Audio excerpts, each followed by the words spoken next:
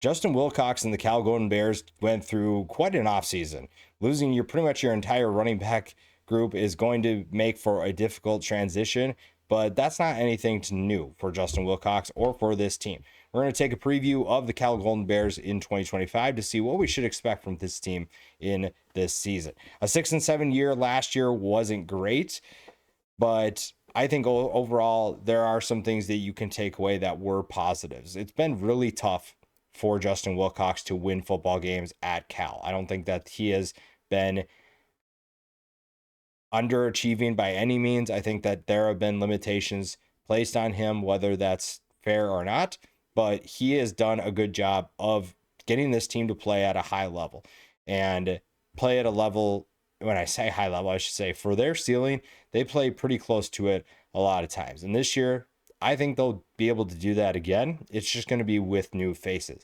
And some of those new faces are going to be via the transfer portal. You lost quite a bit of talent to the NFL.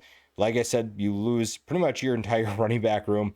Jaden Knott goes to Oklahoma. Javian Thomas goes to UCLA. Kadarius Callaway, who transferred in, goes to New Mexico State. Byron Cardwell, another former transfer, goes to San Diego State. So that's really tough. You also lose Nizia Hunter to Nebraska and Mikey Matthews to UCLA. So you lost quite a bit of talent at the skill positions. Oh, and by the way, you lost your starting quarterback in Fernando Mendoza to Indiana. So that is a ton of talent at key positions that is going to be tough to replace. I don't know how they necessarily do it, but I do know that they didn't sit back and feel sorry for themselves. I think the staff did a good job of bringing in talent that could step up and potentially start, or at least be a good depth piece that will give them quality players that can step in when needed. Mark Hamper is probably one of the bigger ones from Idaho, initially committed to Wisconsin. Then he goes to Cal, and he'll be really fun to watch on offense. The quarterback position saw a couple of players. We'll talk more about them in just a little bit. You also saw the running back room get replenished. We'll talk more in detail about them as well. The defense also saw some players come in. TJ Bush and Harrison Taggart were two really surprising additions. I think a lot of schools could have taken them, but Cal ultimately won out in those races. So you have some players that do bring some excitement. It's not all just, oh, we got guys that are okay. I think there are some really interesting players that have explosive abilities.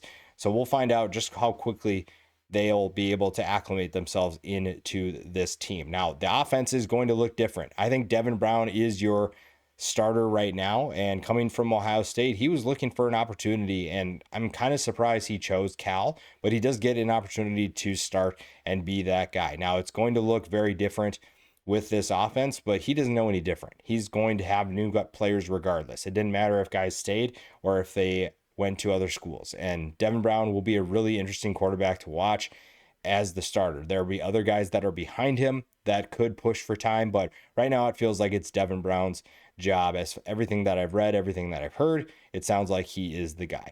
LJ Johnson is coming in from SMU. Kendrick Raphael comes in from NC State to pace the rushing attack. You also got Brandon High from UTSA. So yes, you lose Jay Knott. That's a huge loss. Javian Thomas was a solid backup. So that's two guys that you're going to miss. But bringing in LJ Johnson, a guy who was kind of stuck in a loaded SMU running room, I think that Kendrick Raphael is an underrated talent. Brandon High was competing for touches as well. These are guys who are looking to solidify themselves as potential RB1. So you have a good group of competition players that are going to be, or I should say competitors that are going to be in the running to make this group better than it was last year. Because even with that talent, he finished 103rd in rushing. It wasn't like they were just crushing everyone on the ground. It wasn't like they were just getting whatever they wanted.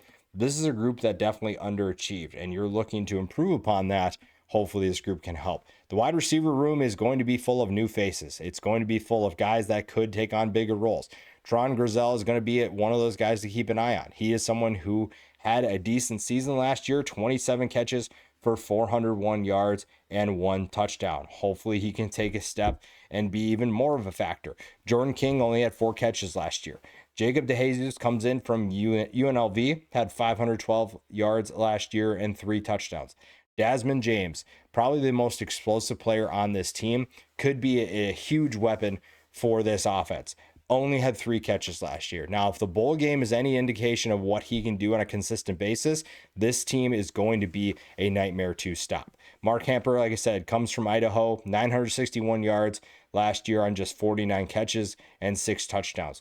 Coron Adams comes in from South Dakota, 543 yards and 5 touchdowns for him. The tight end position will be interesting as well. Mason Minnie and Landon Morris are 2 guys that will be able to compete for that spot. Most of this is going to pretty much rely on the offensive line, though. If the offensive line keeps Devin Brown upright, if they give him opportunities to make plays, and it's going to take some time. These playmakers, these skill position players will need time to sort things out and get used to each other. So it will be a little bit of time before they're fully ready to go. So maybe that means you need to do some different things. Maybe you need to establish the run a little bit more early on, even with some of those new faces. The defense also might have to step up and provide some quality play while things get sorted out. Like I said, you bring in TJ Bush to help up front. You also have certain players returning that are really exciting. Aiden Kianaina, he is someone who had a solid year for this team. 45 tackles, 3 tackles for loss. Nate Burrell, 29 tackles, 5 tackles for loss, 2.5 sacks. You also bring in Zay Smith from Houston Christian. He was productive for them. Tyson Ford comes in from Notre Dame. Not as productive, but you do like the potential in his game. So the defensive line is a little bit of a work in progress, but we'll see what ultimately happens with that group. Behind them is, I think, the strength of this team, or at least of the defense. Harrison Taggart was a really good addition for this team. BYU had a really good group of linebackers, and he would have added to one of the best in the country if he would have stayed, but he comes to Cal and joins what could be another group that's really exciting. 69 tackles, 3 tackles for loss last year. Buamjak comes in from Colorado State, 100 tackles for him. Then you also return Cade Uluave, 71 tackles, 3 tackles for loss, 1 interception. Plays the game really hard, plays with a ton of passion, and he's all over the field. So that's a good trio of linebackers. You maybe have some concerns about the depth behind them, but overall, this is going to be a group that's really fun to watch and will be really competitive and help this defense get up to speed. And this was a defense that exceeded expectations last year. So if they're able to do that again, that'll be really fun to witness if you're a Cal Golden Bears fan. The secondary goes through a bit of a transition. You lost a number of key players, a number of key playmakers. You lose Craig Woodson, Noel Williams, Marcus Harris.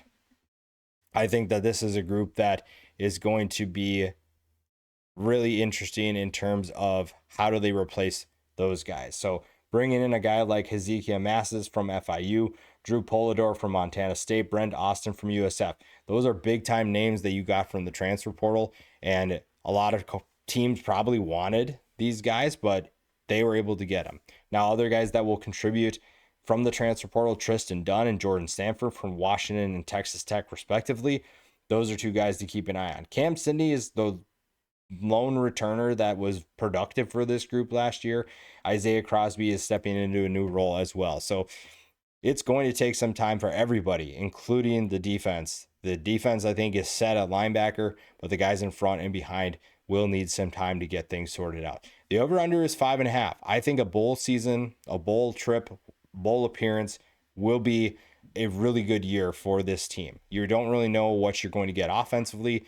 You have some concerns defensively as well, so it might take some time for everyone to get up to speed. That being said, if you're able to exceed those expectations, you should feel really good. The schedule does give you opportunities to win football games.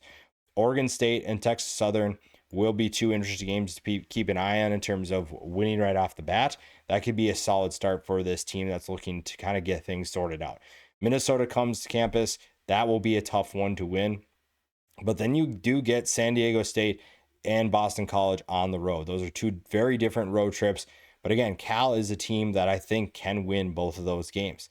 So a 4-1 start wouldn't be too crazy to imagine here. Maybe even 5-0. That 5-0 would be kind of crazy, but it's not unlikely.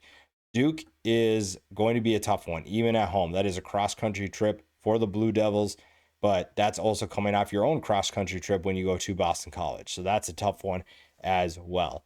The second half of the season, you get North Carolina to start. Then you go to Virginia Tech, hosting Virginia, at Louisville, a bye week at Stanford, and hosting SMU. So the cross country trips are really, I think, just going to add up for teams like Cal and Stanford. That just is really going to be tough for them to win.